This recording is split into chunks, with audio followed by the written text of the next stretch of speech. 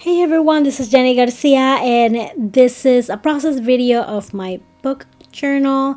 And I'm going to be doing the month of October. And first, I'm going to work on my creepy books. If you saw the September layouts, one of them was very colorful and the other one was sort of creepy. So I'm going to go a similar direction with these ones. During October, I read The Crucible and Interview with the Vampire.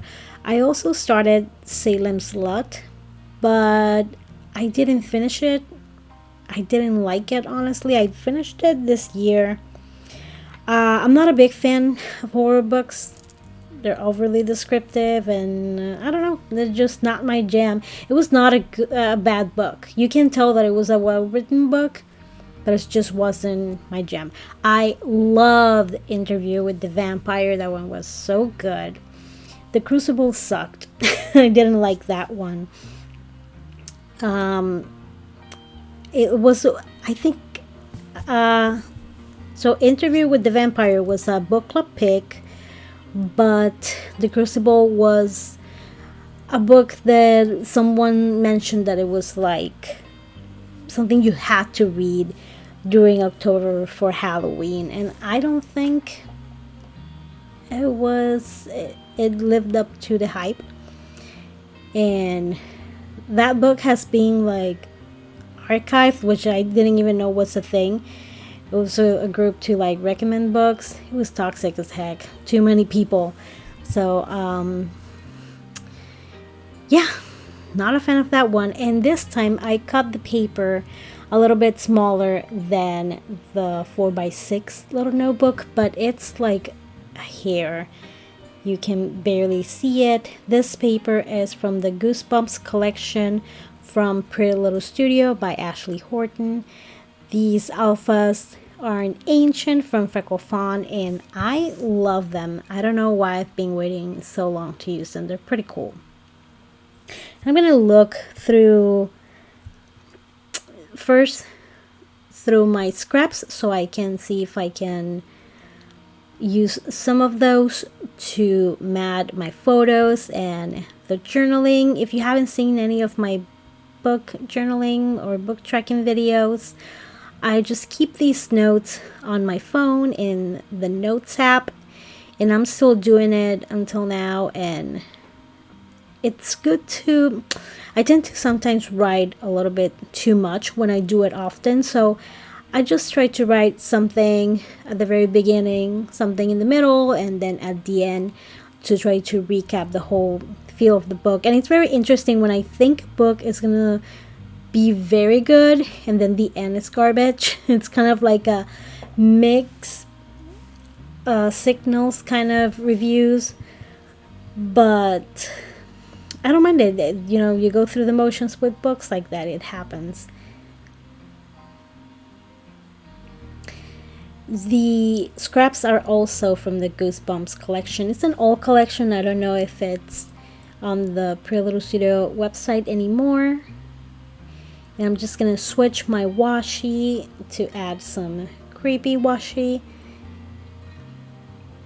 and colors that match this spread a little bit more. And I use this little rhino all the time, and whenever I want to switch the washi, if I want to keep that group of washi together, I just use a binder ring and I put them together, and I hang it in a pegboard that I have in my craft room. And I have the Scotty's pegboard from IKEA, and it's amazing. It's really good. Although almost my whole craft room is IKEA. Looks like I took it from the showroom, but everything is just so convenient and comfy. So I put the basics. I have my base paper, my title, which is the month, and now I have the books and the reviews. So it's time to add a few embellishments. And I had this little pouch with a bunch of Halloween items, and a bunch of them are like pieces of collections that are left over. A few of them are not even Halloween related. I had that random die cut of a spider web. I'm going to be using the Tombow Mono Aqua liquid glue.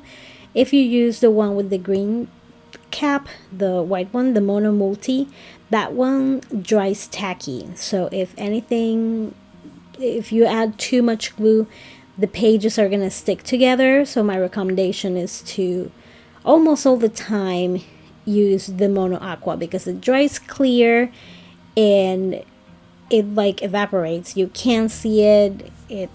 It's not gonna be sticky. And since I went with that diagonal design for the books and the reviews, I did the same for the spider web. I also have some die cuts from In a Creative Bubble, which they do a lot of digital items.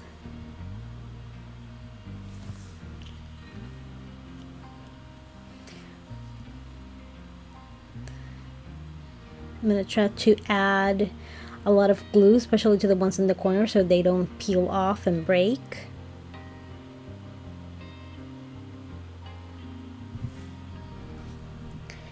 I love that die cut that says After Dark. And the witches and wizards went with the whole Crucible page. I also added that sticker in the middle of the O. Then I'm going to add, I think when I was taking photos, the little girl kind of fell. So I had to add adhesive in the middle, which I don't mind. I have a whole sheet of these, and this is a digital stamp from Everyday Explorers. They also have a regular stamp. But the advantage with a digital stamp is that you can cut it any way and any size that you want. So I'm using sticker paper, and I made these book review bars very small. I just filled that out with my Tombow twin tone markers, and I had to add some of those bats. Even though it's more a cliche thing, there's not really bats on any stories. And honestly, it was just an excuse to use my Halloween spooky stuff. Now the other page, it's going to be completely different.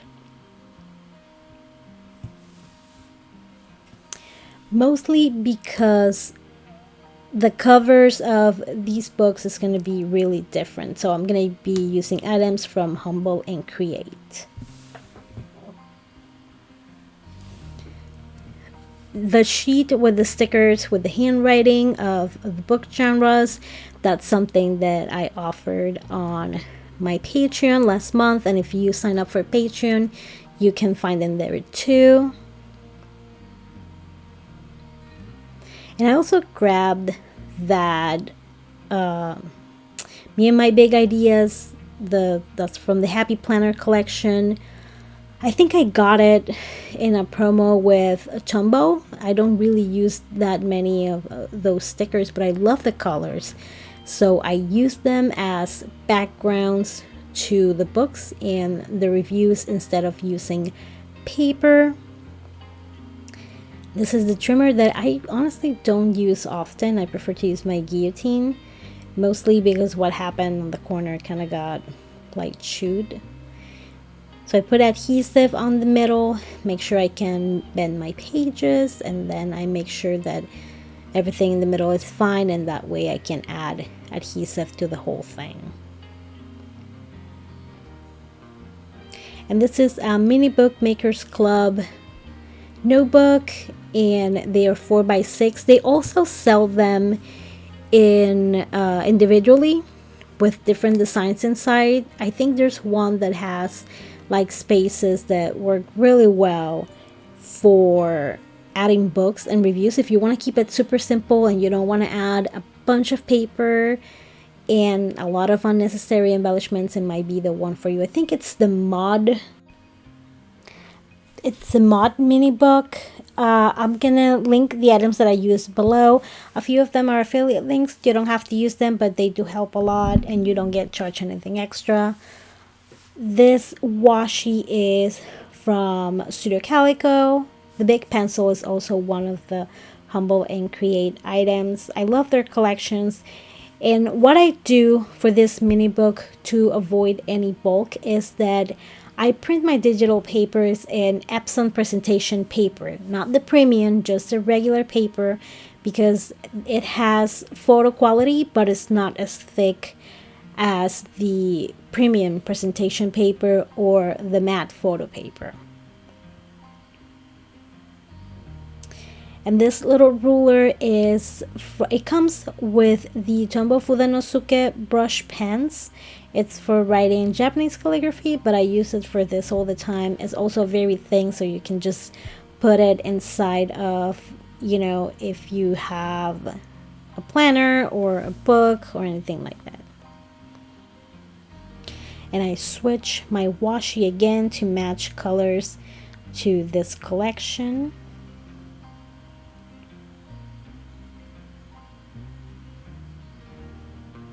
The background is not really bookish, but I love the colors and it's very soft and everything's gonna look really nice once it's done.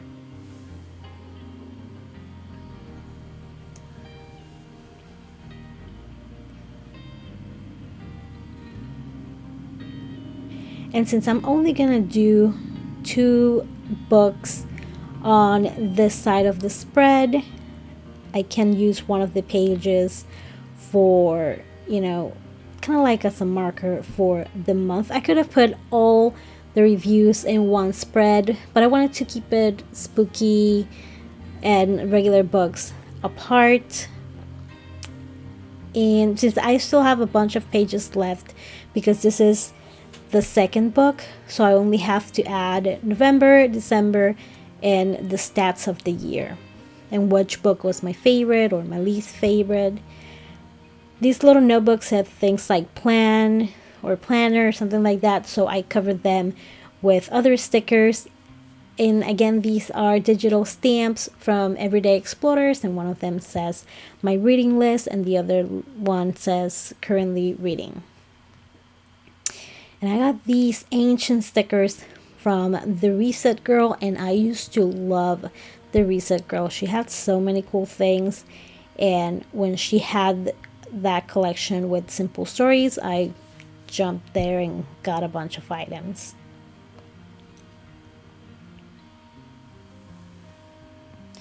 Now, these books are very different books.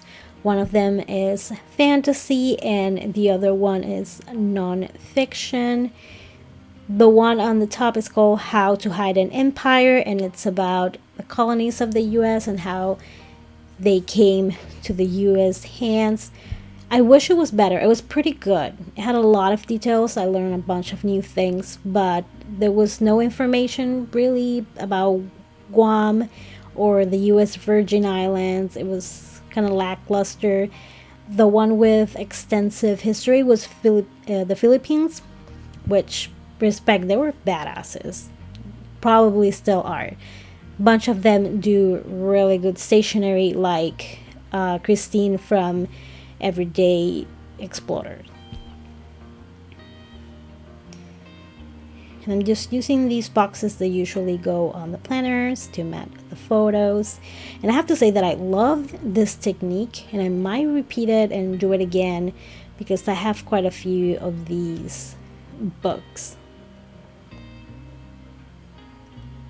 And I thought that I was going to use the little book items, but I don't know, they didn't speak to me once I was ready for it.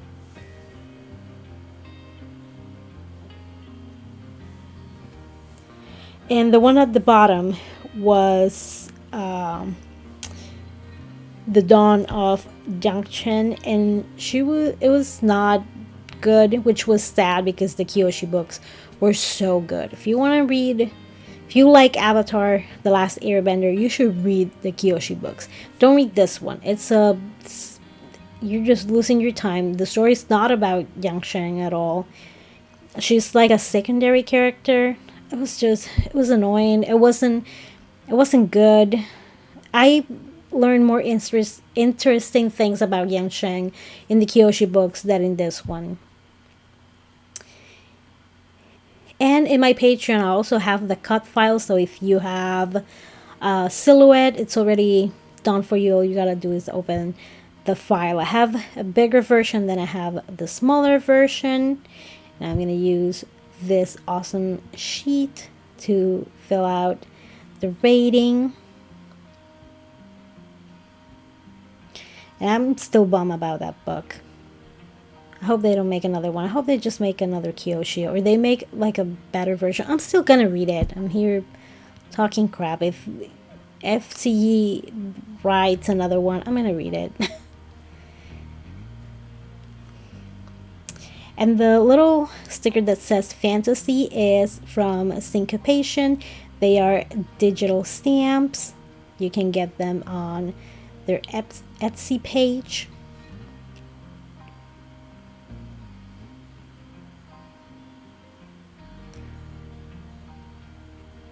And those were just ancient stickers from Studio Calico. It's a roll of stickers.